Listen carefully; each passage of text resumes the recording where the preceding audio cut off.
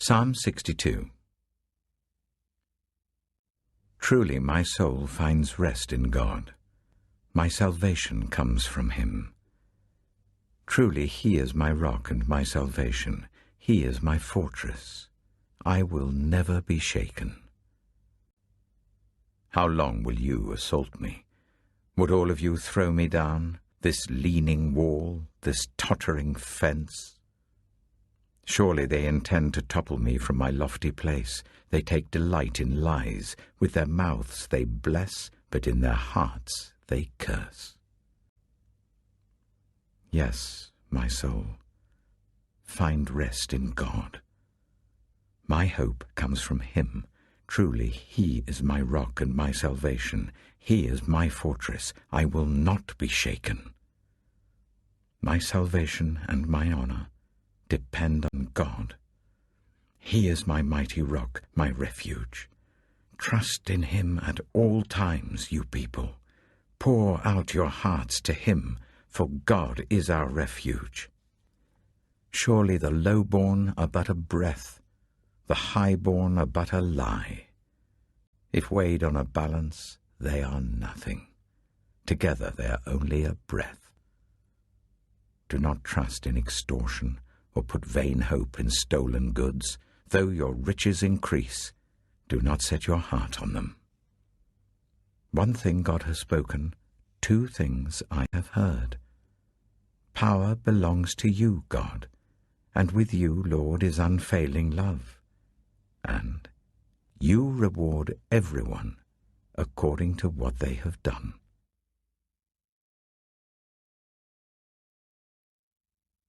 Psalm 63. You, God, are my God. Earnestly I seek you. I thirst for you. My whole being longs for you, in a dry and parched land where there is no water. I have seen you in the sanctuary and beheld your power and your glory. Because your love is better than life, my lips will glorify you.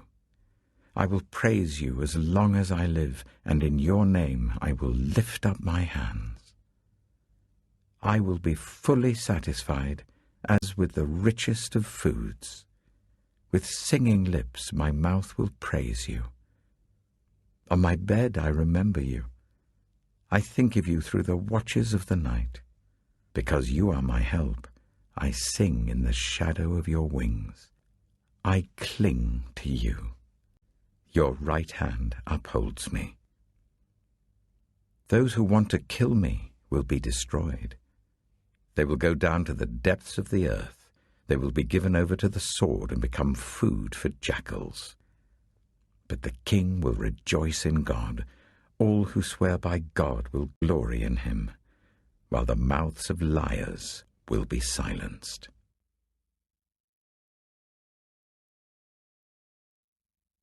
Psalm 64. Hear me, my God, as I voice my complaint. Protect my life from the threat of the enemy.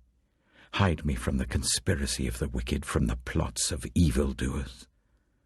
They sharpen their tongues like swords and aim cruel words like deadly arrows. They shoot from ambush at the innocent. They shoot suddenly without fear.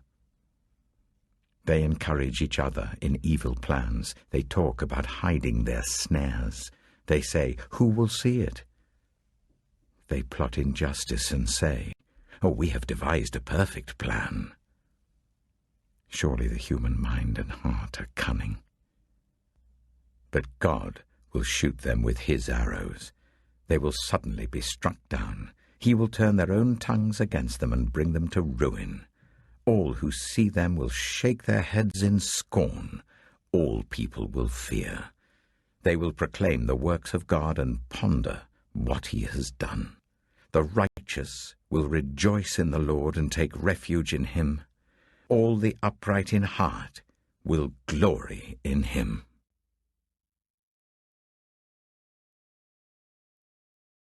(2 Corinthians chapter 3). Are we beginning to commend ourselves again? Or do we need, like some people, letters of recommendation to you or from you? You yourselves are our letter, written on our hearts, known and read by everyone. You show that you are a letter from Christ, the result of our ministry, written not with ink, but with the Spirit of the living God, not on tablets of stone, but on tablets of human hearts. Such confidence we have through Christ before God. Not that we are competent in ourselves to claim anything for ourselves, but our competence comes from God. He has made us competent as ministers of a new covenant, not of the letter, but of the Spirit. For the letter kills, but the Spirit gives life. Now if the ministry that brought death, which was engraved in letters on stone, came with glory, so that the Israelites could not look steadily at the face of Moses because of its glory, transitory though it was, will not the ministry of the Spirit be even more glorious? If the ministry that brought condemnation was glorious, how much more glorious is the ministry that brings righteousness? For what was glorious has no glory now in comparison with the surpassing glory. And if what was transitory came with glory, how much greater is the glory of that which lasts? Therefore, since we have such a hope, we are very bold. We are not like Moses, who would put a veil over his face to prevent the Israelites from seeing the end of what was passing away. But their minds were made dull, for to this day the same veil remains when the old covenant is read. It has not been removed, because only in Christ is it taken away. Even to this day, when Moses is read, a veil covers their hearts. But whenever anyone turns to the Lord, the veil is taken away. Now the Lord is the Spirit, and where the Spirit of the Lord is, there is freedom. And we all, who with unveiled faces contemplate the Lord's glory, are being transformed into his image with ever-increasing glory, which comes from the Lord, who is the Spirit.